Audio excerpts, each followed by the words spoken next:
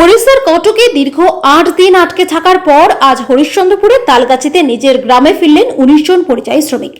বাংলাদেশের সন্দেহে গত সপ্তাহে মঙ্গলবার রাত্রিবেলা এই ১৯ জন শ্রমিকদেরকে আটক করে কটকের মাহুঙ্গা থানার পুলিশ। তাদেরকে একটি পরিত্যক্ত সরকারি ভবনে আটকে রাখা হয়। অভিযোগ ছিল এরা বাংলাদেশি অবৈধভাবে অনুপ্রবেশ করে ওড়িশায় ঢুকে পড়েছে। জেলা প্রশাসন এবং রাজ্য সরকার সম্মিলিতভাবে গত ৮ দিন ধরে প্রচেষ্টা চালিয়ে তাদের পরিচয়পত্র সমস্ত ওড়িশার প্রশাসনকে পাঠিয়ে এই শ্রমিকদেরকে মুক্তি করালো। আজ সকালে ট্রেনে চেপে এরা ওড়িশার কটক থেকে মালদা স্টেশনে এসে পৌঁছয়। তারপর মালদা থেকে গাড়ি করে আজ বিকেলে তালগাছিতে পৌঁছয় এই ১৯ জন শ্রমিক। আজ গ্রামবাসী এবং প্রশাসনের তরফ থেকে তাদের সংবর্ধনা দেওয়ার ব্যবস্থা করা হয়। এদিন শ্রমিকদের সঙ্গে সৌজন্য সাক্ষাৎ করেন এলাকার বিধায়ক তথা মন্ত্রী তাজমল হোসেন। এখানে উপস্থিত ছিলেন হরিশ্চন্দ্রপুর থানার আইসি মনোজিৎ সরকার এবং বিডিও তাপস পাল। বাড়ি ফিরলেও শ্রমিকদের চোখে মুখে কিন্তু এখনো আতঙ্কের ছাপ। তারা প্রশ্ন করেছেন, এরপরে ভিন রাজ্যে কাজ করতে যেতে পারবেন তো? বৈধ কাগজপত্র থাকা সত্ত্বেও তাদেরকে ওড়িশা পুলিশ প্রশাসন এইভাবে হেনস্থা করে ৮ দিন আটকে রেখে দিল। বাংলাদেশি সন্দেহে শুধুমাত্র বাংলা ভাষা বলার কারণে ভিন রাজ্যে হেনস্থার শিকার হতে হচ্ছে রাজ্যের শ্রমিকদেরকে। যদিও মন্ত্রী তাজমল হোসেন বলেন এই বিষয় তিনি রাজ্যের মুখ্যমন্ত্রীর নজরে আনবেন। বাংলার কোনো শ্রমিক যাতে ভিন রাজ্যে আর হেনস্থার শিকার হতে না হয় সেই ব্যাপারে রাজ্য প্রশাসনের সঙ্গে তিনি কথা বলবেন। আজকে আমরা তালগাছি এলাকায় আসছি। তালগাছির আশেপাশের যে ৪-৫টা গ্রাম আছে সেই সমস্ত গ্রামের কিছু লেবার দীর্ঘদিনে উড়িষ্যার কটকে তারা ওখানে কাজ করতো ফেরিওয়ালা হিসাবে। আজ থেকে না, যখন কোভিডও ছিল সেই সময় কোভিডে আমরা ভোলাকে ভালোভাবে চিনিও জানি। যখন কোভিডে যখন আটকে ছিল তখন আমরা ওকে অনেক রকম হেল্প করে ওখান থেকে আমাদের সরকার সমস্ত রকম বাসের ব্যবস্থা করে আমরা তাদেরকে এনেছিলাম 2019 সালে। এবার এই কয়েকদিন আগে আমি আমাদের সভাপতি মনিরুল সাহেব উদ্যোগে এবং আমরাও ছিলাম এবং আমাদের প্রশাসনের উদ্যোগে, আমাদের ডিএম সাহেবের উদ্যোগে, আমাদের বিশেষ করে সামিরুল সাহেব যে আমাদের এই পশ্চিমবঙ্গের যিনি এই লেবার কমিশনটা যিনি দেখেন, সামিরুল ইসলাম, সেই সামিরুল ইসলামের উদ্যোগে আজকে আমরা ওখান থেকে উড়িষ্যার কটক থেকে ১৯ জন আমাদের এই এলাকার লেবাররা এখানে পরিযায়ী শ্রমিকরা এখানে এসছে। আমি তাদেরকে খুবই অশেষ ধন্যবাদ জানাচ্ছি। তারা খুব দুঃখের সাথে এখানে এসেছে। তাদেরকে বাংলাদেশি বলে তকমা দিয়েছিল, কিন্তু আমাদের সরকার এখানে সজাগ ছিল, আমাদের প্রশাসন সজাগ ছিল, আমাদের দিদি সজাগ ছিল। তাদেরকে সেখান থেকে ছাড়িয়ে নেওয়া হয়েছে।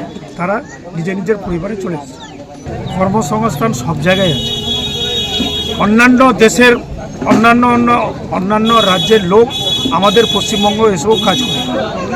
আমাদের পশ্চিমবঙ্গেরও অনেক পরিযায়ী শ্রমিক বিভিন্ন রাজ্যে গিয়ে কাজ করে। বিশেষ করে আমাদের এই এলাকার উড়িষ্যায় এরা হকারিগিরি করে, এরা কাজ করে। সেখান থেকে আজ থেকে না, দীর্ঘদিন ধরে ওখানে কাজ করে। তাদের একটা মোটামুটি ওখানে যাতায়াত আছে। তাদেরকে জানা সত্ত্বেও এই যে বিজেপি শাসিত ডবল ইঞ্জিনের সরকার, তাদেরকে এই যে বাংলায় কথা বলা যে অপরাধ, তার জন্য তাদেরকে বাংলাদেশি তকমা দিয়ে তাদেরকে কিছুদিন আটকে রেখেছিল আমাদের মাননীয় মুখ্যমন্ত্রী এবং সামিরুল ইসলাম এবং আমাদের ডিএম সাহেবের এবং আমাদের এখানকার লোকাল প্রশাসনিক হিসাবে আমরা জনপ্রতিনিধি হিসাবে তাদেরকে আমরা ছাড়িয়ে নিয়েছি। আমরা থাকি জয়পুরে, আমরা ওখানে বাংলা ভাষায় কথা বলি, ওদের সাথে উড়িয়াতে বলি, আমরা নিজে বাংলাতে কথা বলি, ওই জন্য আমাদেরকে ওরা বাংলাদেশে বলে। এবার সকালে আমাদেরকে পুলিশ প্রশাসন বললো তোমাদেরকে ফাঁড়ি যেতে হবে, পুলিশ ফাঁড়ি। এবার আমরা জানি না, আমাদেরকে বললো তোমাদের আধার কার্ড ভেরিফিকেশন করা হবে, দিয়ে তোমাদেরকে ছাড়া হবে। আমরা সকালে এসে বসে আছি ফাঁড়িতে। এবার সকাল থেকে বলছে বড়োবাবু উঠেনি। এবার আমরা সকাল থেকে 10টা পর্যন্ত, সকাল 7টা থেকে 10টা পর্যন্ত বসে আছি। এবার আমাদেরকে বললো বড়োবাবু ফাঁড়িতে আসবে না, মাহাঙ্গা থানায় যেতে হবে। এবার আমরা মাহাঙ্গা থানায় গেলাম। মাহাঙ্গা থানাতে আমাদেরকে ওখানে পুলিশ বলছে তোমাদের কোনো অসুবিধা, তোমরা কি চোর না ডাকাত না মার্ডার করেছো, তোমরা এখানে তোমাদের আধার কার্ড ভেরিফিকেশন করা হবে, তোমাদেরকে ছাড়া হবে, আর কোনো সমস্যা নেই, তোমরা পেটের জন্য খাটতে এসো, তোমাদের কোনো সমস্যা হবে না। আমাদেরকে প্রশাসন বলছে এভাবে নিয়ে যাওয়ার জন্য। এবার আমরা থানা গেলাম। থানাতে সকাল থেকে থানাতে মোবাইল টোন সব জমা নিয়ে গেলো, সুযোগ করে দিল। সকাল থেকে সন্ধ্যা পর্যন্ত বসে আছি। এবার দুপুরে খাবার দিল, কিন্তু খাবার খেতে পারিনি, অল্প কিছু করে খেয়েছি, ফেলে দিয়েছি। এবার তখন ওরা সব কাগজপত্র আমাদের ঠিকঠাক করে আমাদেরকে একটা বাস এলো, বাসে করে নিয়ে চলে এলো, 8 করে জেল বলে ওই জায়গাটাতে নিয়ে চলে গেলো। রাত 8টার দিকে বাঁচলো, রাত 10টার সময় ওখানে পৌঁছালো। ওখানে মোবাইল, টাকা পয়সা, ডকুমেন্টস যা ছিল সব জমা রেখে দিয়েছে। এবার তখন আমাদেরকে ওই জেলের ভিতরে ঢুকেছিল। আমরা বললাম যে এখানে কেন আমার নেশা হলো? বললো তোমার এখানে নেশা হলো, তোমার ডকুমেন্ট সব আইডি প্রুফ সব চেক করা হবে, আধার কার্ড ভেরিফিকেশন করে তারপরে তোমাদেরকে ছাড়া হবে। আমরা ওখানে বুধবারের দিন গেছিলাম, আমাদেরকে সোমবারের দিন ছাড়া হয়েছে। তারপরে আমরা এখানে বৃহস্পতিবার আমাদেরকে সকালে কথা বলতে দিল ফোনে, বাড়িতে 1 মিনিট 2 মিনিট করে কথা বললাম। আমাদের আগে ওখানে আরও 44 জন ছিল। আমরা যে জায়গাটাতে ছিলাম আঠাগড় জেল বলে, ওই জায়গাটাতে আমাদের আগে মেদিনীপুর মুর্শিদাবাদে আরও 44 জন ছিল, ওই আমাদের বাঙালি দিয়ে। তখন আমরা ওখানে ঢোকার পরে বৃহস্পতিবার সকালে কথা বলতে দিল, 2 মিনিট 3 মিনিট করে সবাইকে কথা বলতে দিল নাম ডেকে, একটা মোবাইল থেকে, আমাদেরই একটা মোবাইল থেকে 2 মিনিট 3 মিনিট করে কথা বলতে দিল। কথা বলার পরে তখন আমাদের বাড়িতে সব জানতে পারলো এরকম সিস্টেম ঠিক আছে, ওরা এখন অমুক জায়গায় আছে, সব বাড়িতে জানতে পারলো। এবার আমাদের যে জেলার সভাপতি মনির মামা আমাদের জন্য সব ডকুমেন্ট যা লাগে, যা যা দরকার সব কিছু কাজ করেছে। এবার তারপরে রবিবারের দিন, আমরা সোমবার দিন ছাড়া পাবো, রবিবারের দিন তখন আমি নিজে ওই মাহঙ্গা থানা আইসির সাথে কথা বললাম। ওখানকার যে আটকরের যে ম্যাডাম একটা এসেছিলো আমাকে ডাকলো, মানে ওখানে একটু আমরা যেটি ছিলাম ওদের ভিতরে আমি একটু উড়িয়া কথাটা বেশি বলতে পারি।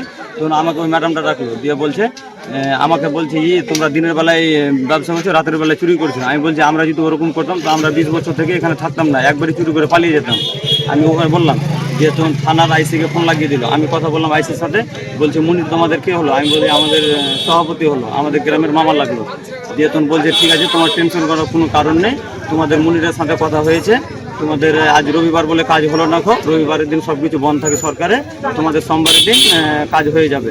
আমরা তখন খুব খুশি হলাম। আমরা বলি ঠিক আছে, আমাদের রবিবার বলে হলো না তো আমাদের সোমবারই যাব। এবার তখন ওখানে ওই একটা উকিল গেল, কেউ বলতে পারবো না, একটা উকিল গেছে, কিছু খাবার টাবার নিয়ে গেছিলো, দিয়ে বলছে তোমাদেরকে 2-3 দিনের ভিতরে ছাড়া হবে। আমি বললাম আমি কালকে কথা বললাম থানার আইসির সাথে, বললো যে তোমাদেরকে রবিবার ছাড়া হবে না, সোমবার দিন ছাড়া হবে, তোমাদের কাগজপত্র ওকে আছে।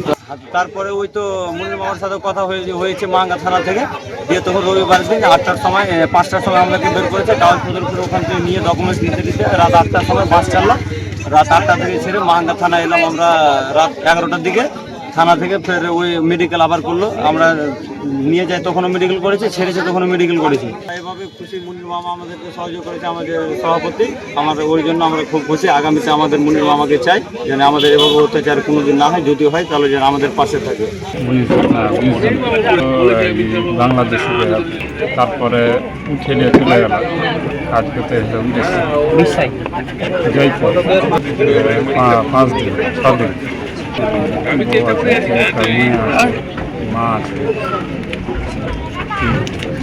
আতঙ্কে ছিলেন সেখানে। তারপরে উঠে গেলাম যখন, তখন ওইটা আমরা বলছি যে আমরা কথা বলতে দেন বাড়িতে। তো বলছে কি এখানে কথার উপহার নাই, তো আমি দেখছি। দেখার পরে তখন কিছুক্ষণ পর তখন বলছে কি আমরা দিচ্ছি, মানে অর্ডার পেলাম। আমি তো ঠিক আছে তাহলে আসেন। তখন বলছে কি 2 মিনিট করে কথা বলতে দেবো। আমরা 2 মিনিট হয়ে যাবে কথা, মানে খালি একটু বাড়িতে আমরা জানাবো ফোন করে দিই।